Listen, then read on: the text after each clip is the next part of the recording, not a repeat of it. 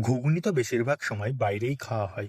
বিশেষ করে যখন ট্রেনে করে কোথাও যাওয়া হয়, তখনই ঘুগনিটা বেশি খাওয়া হয় আমার। একদিন মুদিখানার বাজার করতে গিয়ে দেখলাম পাশের একজনের মটর কিনছে। সেই থেকে আমারও মাথায় চলে আসলো, তাহলে তো বাড়িতেই একদিন ঘুগনি বানিয়ে খাওয়া যায়। কিনে তো এনেছিলাম, তবে বানাবো বানাবো করে আর বানানোই হয় না। অবশেষে পরশু রাতে মটরগুলো ভিজিয়ে রেখেছিলাম। অবশেষে কাল বানিয়ে ফেললাম ঘুগনি। তবে বাড়িতে যত ভালো করেই বানাও, ওই রাস্তায় দাঁড়িয়ে শাল পাতায় ঘুগনি নিয়ে নারকেল পাতা দিয়ে বা ওই কাঠের চামচগুলো দিয়ে ঘুগনি খাওয়ার টেস্টটাই আলাদা। তবে সত্যি বলছি, আমার বানানো ঘুগনিটাও কিন্তু বেশ ভালো হয়েছিল। তাহলে চলুন ঘুগনিটা এবার প্লেটে বেড়ে নিই।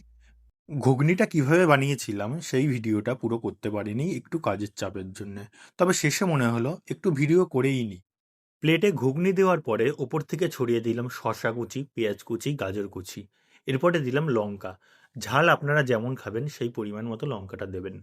লঙ্কাটা দেওয়ার পর ওপর থেকে দিলাম ধনেপাতা কুচি, চাট মশলা, বিট নুন আর দিলাম লেবুর রস।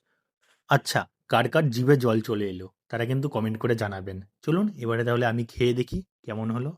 আর আপনারা ততক্ষণে ভিডিওতে একটা লাইক করে দিন। আজকের ভিডিও তাহলে এই পর্যন্তই থাকলো। দেখা হবে আবারও নতুন একটা ভিডিওতে, নতুন কোনো রান্না নিয়ে। আর আপনাদের পছন্দের যদি কোনো রান্না থেকে থাকে তাহলে আমাকে কমেন্টে জানাতে পারেন। আমি অবশ্যই বানিয়ে দেখানোর চেষ্টা করব আপনাদের।